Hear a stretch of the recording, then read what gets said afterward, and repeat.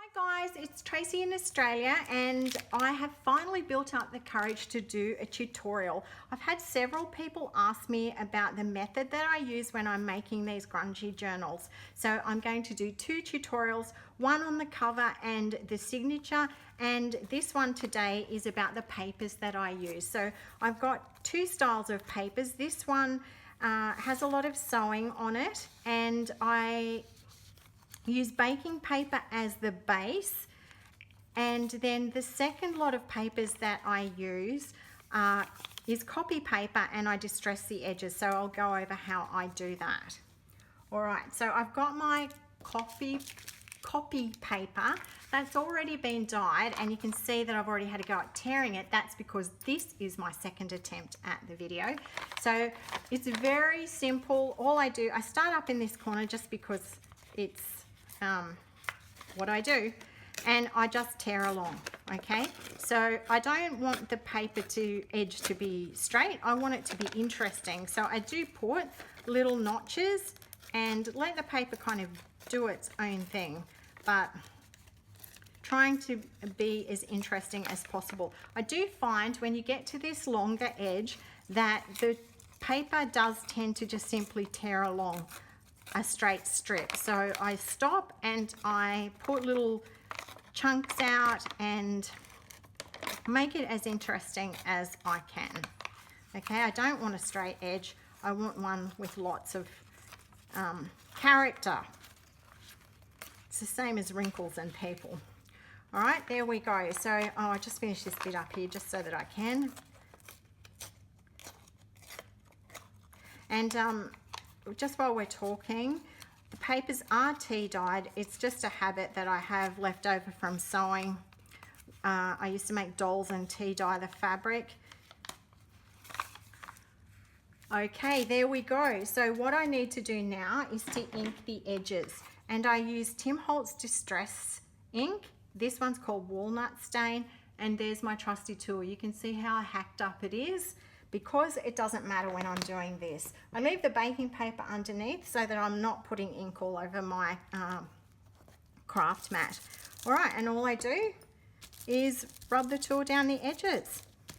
Getting plenty of ink on, get lots of ink onto your sponge and work it along those edges. I'm not going to do the whole thing, it would take too long, but that gives you an idea. So you go all around that, then you turn it over and do the other side. Okay, so you need to do both. All right, and what you end up with is this. Okay, you can see the edges there, and everything has been inked around, so folded in the middle, and that's ready to go for my journal. I do the same process with the baking paper. So I tear it and then I ink it. And remember I said this is going to be the base of the pages which I do all the layering on. So this is what I end up with. Okay. And I'm now ready to reinforce this center part, because the journal is sewn and we're going to put an awl or a needle through here. I do feel that this needs reinforcing. So all I do is take a scrap from my basket and make it about 2 inches wide. I never measure it, but I do rip the top and ink that, and also do the same for the bottom.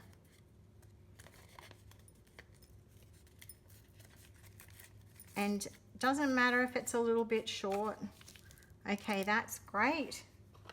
Just going to put a little bit of ink on that. Same on the top. And I will ink through the middle, because there is the chance that you will see that in the journal. Okay, there we go. And I fold that. Remember, I've already put a fold into the paper. I put that there like that, and I stitch around with my sewing machine, and I've already done that so that you can see what I'm talking about.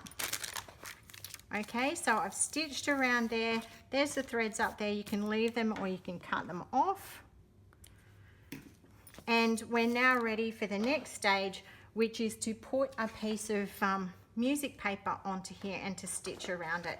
So this is some old music paper that I have. It's very grungy and it's also actually very fragile, but I love the color, so I wanted to use it.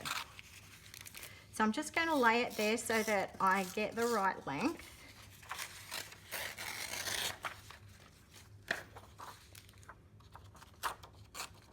And again, I just make the very rough. This is very fragile, so it rips easily.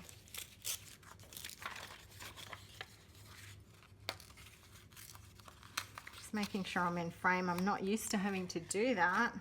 Then I just tear along the top here. You can see how fragile it is. It just comes apart. But once it's sewn onto the baking paper, I think it will have enough support to be fine. Okay, that's good. All right, there's my fold. So I just need to sew around that. I'm not going to ink it first because the paper is so fragile. It would rip quite easily. So I'm going to stitch that and then ink it once it's on there. All right, so there we have the one that's been sewn on, and I've already inked around it. I did this one previously, so it is a little bit different. Down the bottom here, it is a little bit short, but I wasn't worried about that because that's where my pocket's going to go. So I'd already decided on the pocket. I'm going to use this beautiful bit of a doily and then these flowers over the top of it like that. All right, so they need to be glued on. You can stitch them. So I just do if you wanted, but I just run a little bit of glue. This is just like, this is just a Helmar's glue. That's just going to go there.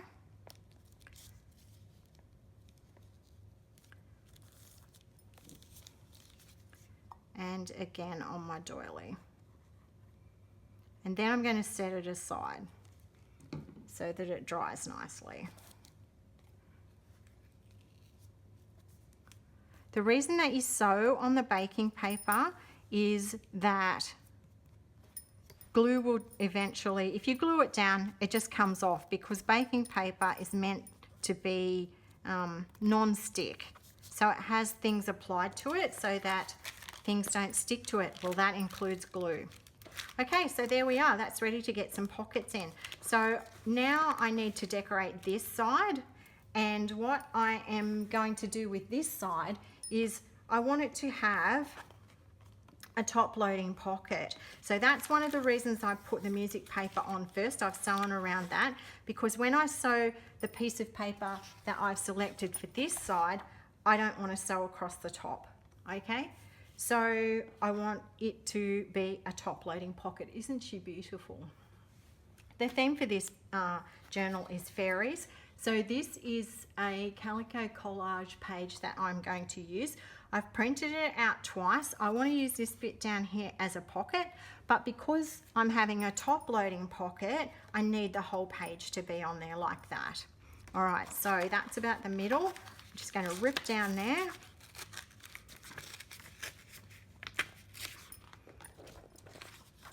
And I'm going to tear it all around so that I've got that page onto there.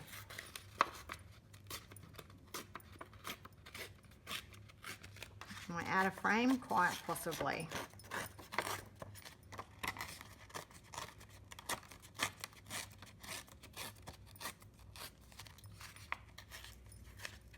And this page will be sewn on the same as the music paper. And then the pockets that I'm using, sometimes I glue them, sometimes I stitch them. So just seeing if that's fitting. All right, a little bit more narrow down the bottom there. So I'm going to go here because this is the part that I want as a pocket.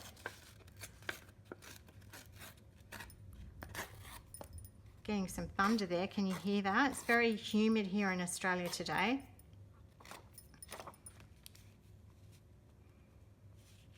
Okay, just a little bit on the top here.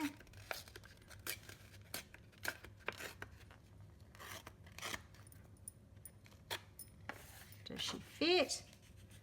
Okay, I'm happy with that. I need to ink around the sides, but I'll show you and sew it. I'll show you what it's going to look like.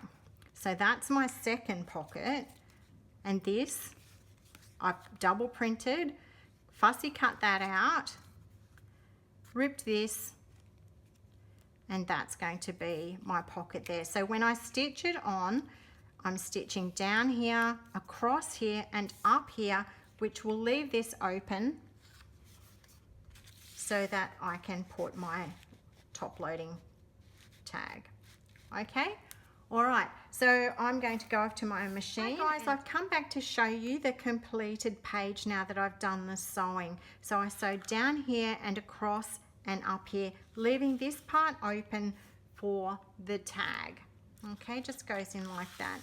And you might notice I've added in a butterfly here on that bottom pocket, and then a little bit of the leftover paper doily on this side, just to soften off that blue. So the sorts of ephemera that I might include in here are this tag, very similar color. I'd stick it off to the side because I want to see the fairy's face. This has got a little bit of writing on it, so that adds a bit of interest. And a little tag down here. I could possibly put in a small envelope, and I might do that later. So on the back here is this other page that we did with the music paper, and the sorts of ephemera that we could put in here.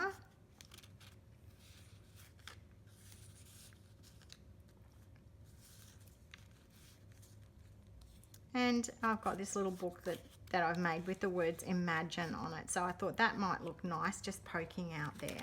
Okay, don't forget, if you'd like to see the completed journal, it should be up in a week or two. Thank you so much for watching.